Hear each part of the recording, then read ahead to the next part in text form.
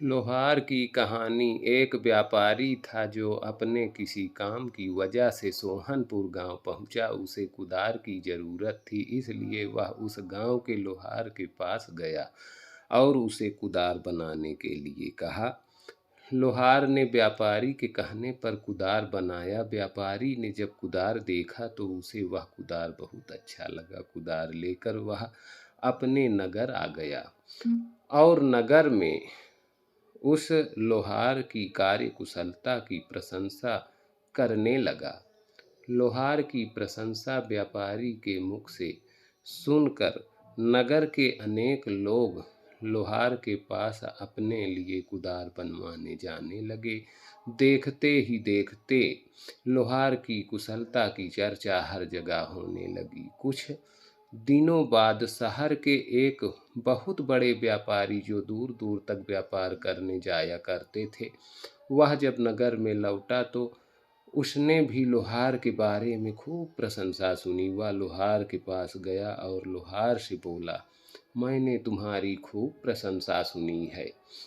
मैं तुम्हें दूसरों के मुकाबले 5 गुना कीमत दूंगा, लेकिन शर्त यह होगी कि भविष्य में तुम सारे कुदार सिर्फ मेरे लिए ही बनाओगे और किसी दूसरे के लिए अब से तुम कुदार नहीं बनाओगे।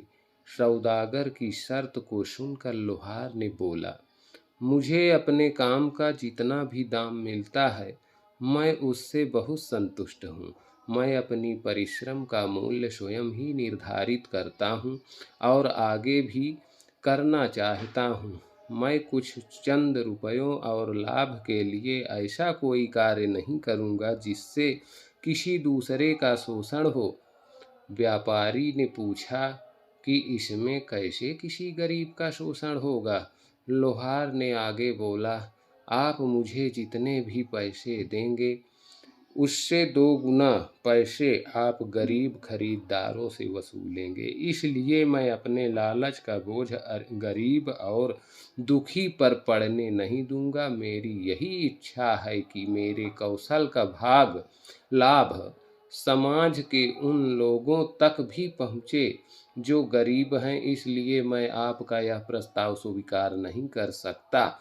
सौदागर लोहार की यह बात सुनकर अपमानित हुआ और उसे अपने लालच से भरे बुद्धि पर शर्मिंदगी महसूस हुई। कहानी से यह सीख मिलती है कि सच्चाई और ईमानदारी महान शक्तियां हैं। यदि किसी व्यक्ति में कुशलता के अतिरिक्त यह दोनों गुण मौजूद हैं तो उसे किसी प्रकार का प्रलोभन उसे अपने सिद्धांतों से डिगा नहीं सकता। आज के समय में लालच और बेईमानी के कारण लोग कपड़ों की तरह अपने सिद्धांतों को और विचारधारा को बदलते हैं।